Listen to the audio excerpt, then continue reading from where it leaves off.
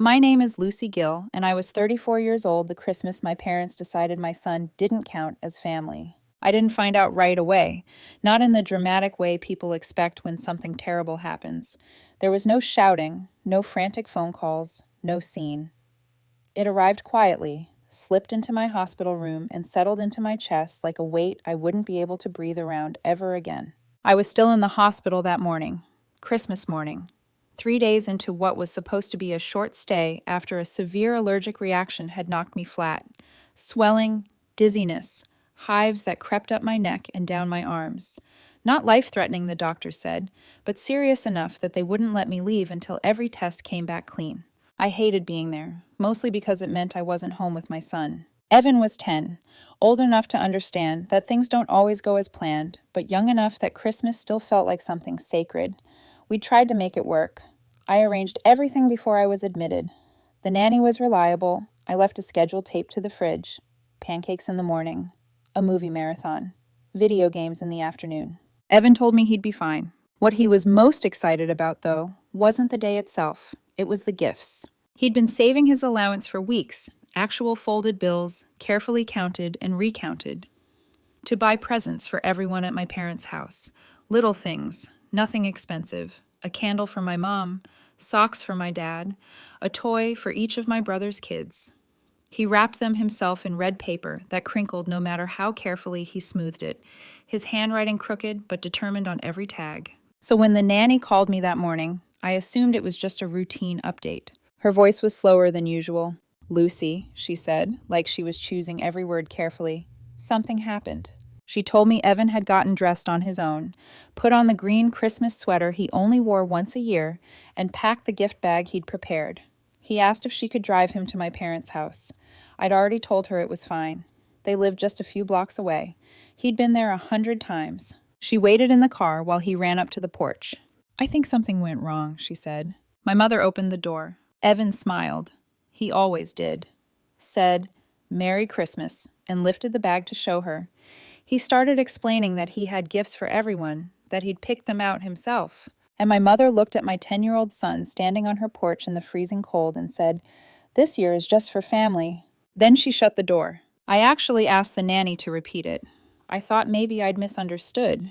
Maybe my mom had said something else. Maybe the door had closed by accident. But no. Evan stood there for a few seconds, long enough for the rejection to land.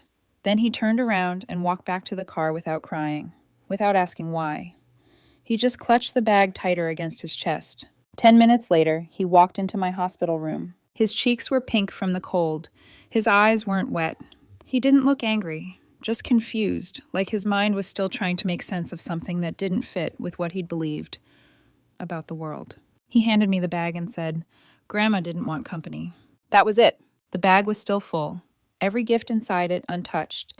The tags with his handwriting still neatly tied. I sat there watching him play a game on my tablet like nothing had happened. I didn't call my parents. I didn't text. I didn't cry. Something inside me went very still. 3 hours later, I picked up my phone and sent one message. "I won't be covering Mark's rent anymore." No explanation, no warning, just one sentence. The first call came 3 minutes later, then another, then another. I didn't answer. A month earlier, my parents had come to me in a panic. My brother Mark was about to be evicted. 2 months behind on rent, they said. He and his wife were going through something. They didn't explain what that meant. They just told me it would ruin the kids' Christmas if they had to move. They didn't ask. They begged. I didn't want to do it, but I gave in. Paid the back rent. Set up automatic monthly payments. They promised it would only be temporary. I'd already spent more on Mark's problems in the last year than I had on myself. And now my son, who had done nothing wrong, stood on a porch with a bag of gifts and was told he wasn't family. I pressed the nurse call button. When she came in, I told her I wanted to be discharged early. She hesitated, asked if I was sure. I said yes.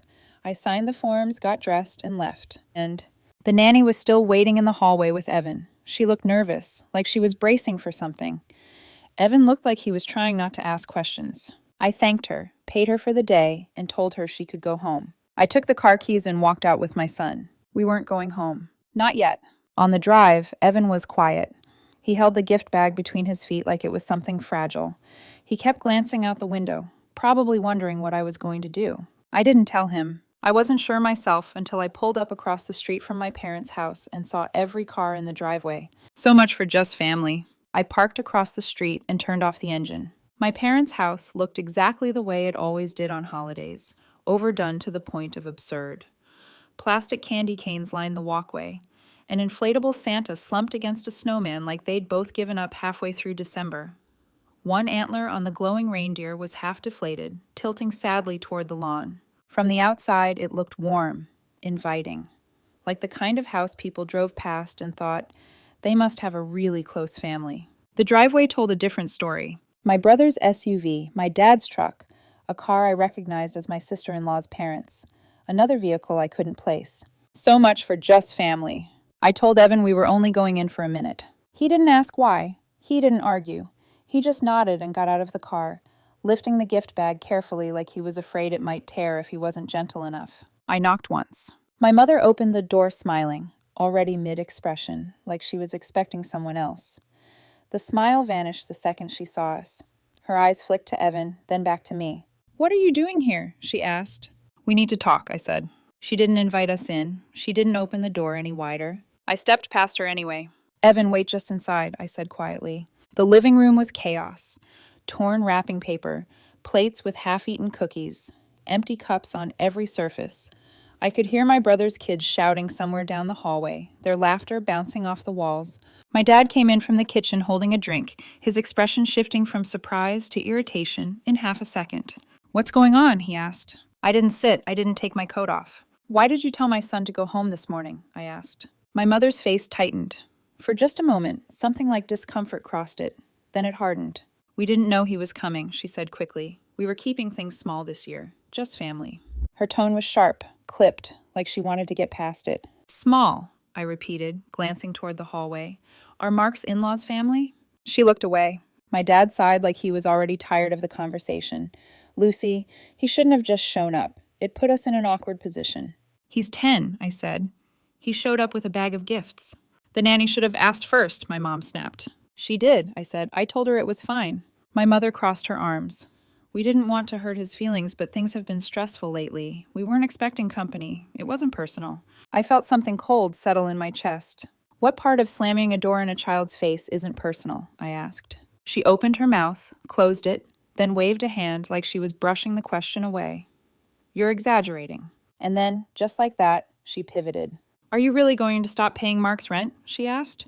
The shift was so sudden it almost made me laugh. "Yes," I said, "it's already done." The room went quiet. My dad straightened, stepping into that familiar role of mediator. "Lucy, have you really thought this through? Do you understand what this could do to Mark's family?" "I understand perfectly," I said. That's when Mark walked in. He looked furious, jaw tight, shoulders tense, already winding himself up. "What is wrong with you?" he demanded. "How could you do this on Christmas?" I waited. I thought maybe, just maybe, he'd ask about Evan. He didn't. "You promised to help," he continued. "My kids." "Your kids are running around this house right now," I said. "My son stood on your porch in the cold." My mother raised her voice. "Family supports each other." There it was. The sentence she used like a weapon. "You help when someone needs it," she continued. "We've always helped you." I looked at her, really looked. Leaving a 10-year-old standing outside on Christmas morning, that was help? "That was cruel," I said. She scoffed. "You're being dramatic. You always do this. You twist things and turn yourself into the victim." My dad stepped in again. "Lucy, stop. You're punishing the wrong people." I turned and saw Evan still standing by the door. He hadn't moved. He was holding the gift bag with both hands, shoulders slightly hunched, like he was trying to take up less space. That was it. I didn't argue anymore. "We're done," I said. I walked over and knelt in front of him. "Hey," I said gently. "You ready to go?" He nodded. We left without another word. In the car, I asked him if he still wanted to deliver the presents. He shook his head. "I just want to go home." After a long pause, he asked, "Are they still our family?" I swallowed. "We're still a family," I said. "Just us, and that's enough." At home, we made pancakes for dinner, chocolate chip ones shaped like snowmen. We watched a movie we'd both seen 100 times. Evan leaned against me and stayed quiet. I didn't check my phone until he fell asleep. That's when I saw the messages. At first, they were frantic. "What do you mean you're not covering his rent anymore? This isn't the time for games. It's Christmas." Then the guilt. "He's your brother. He has kids.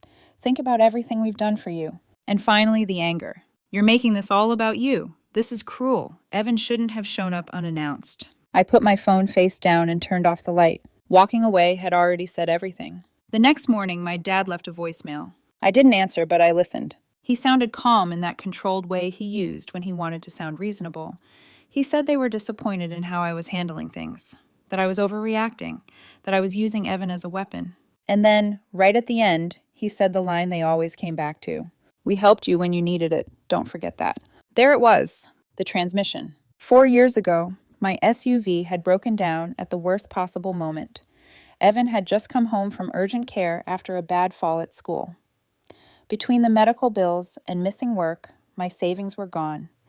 When the mechanic told me the repair would cost $3,000, I'd sat in my car and cried.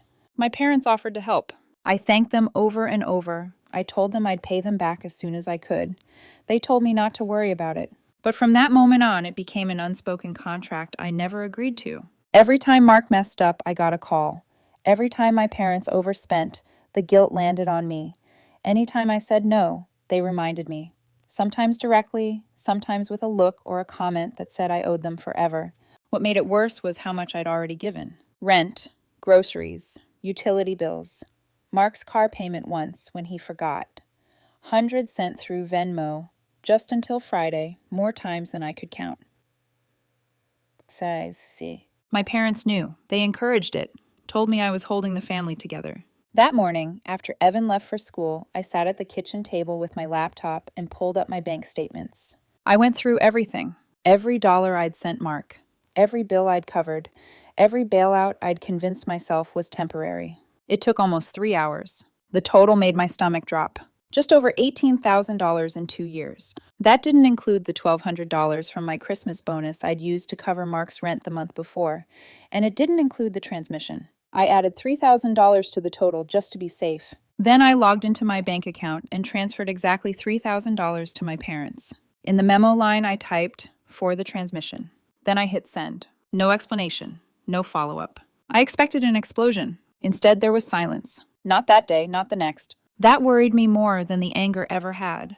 Silence meant they were regrouping, figuring out their next move. 3 days later, my mom finally messaged me. "We received the money. That wasn't necessary, but thank you."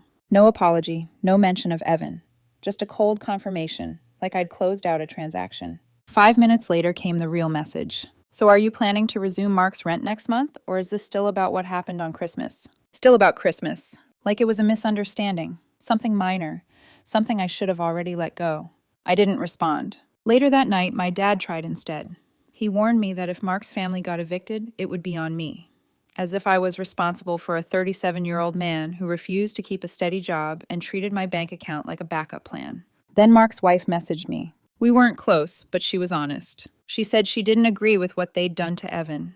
And then she told me something that made everything click. Mark hadn't been behind 1 month. He'd been behind 3. He hadn't paid rent since October. I checked my records. The money I'd sent had only covered November and December. They'd hidden October, counted on me rushing in like always.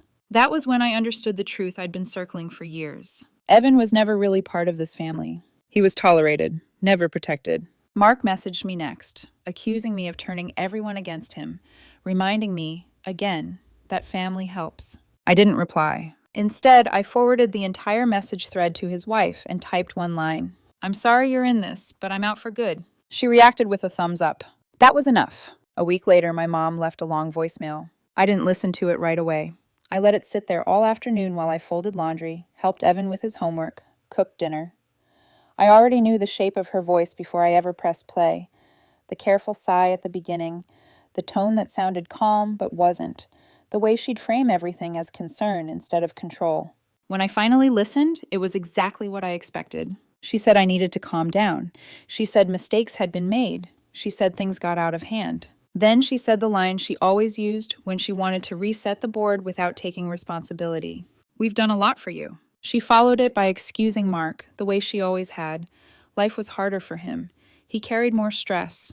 Things didn't come as easily. He needed support. There was still no mention of Evan. Not his name, not the porch, not the door. I didn't reply. I didn't need to. That voicemail confirmed what I'd already accepted.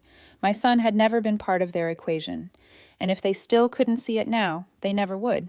The next morning, I canceled Mark's automatic rent payment. Then I went further. I removed my parents from every account they were using: streaming services, cloud storage, the grocery app my mom loved because it remembered her favorite brands.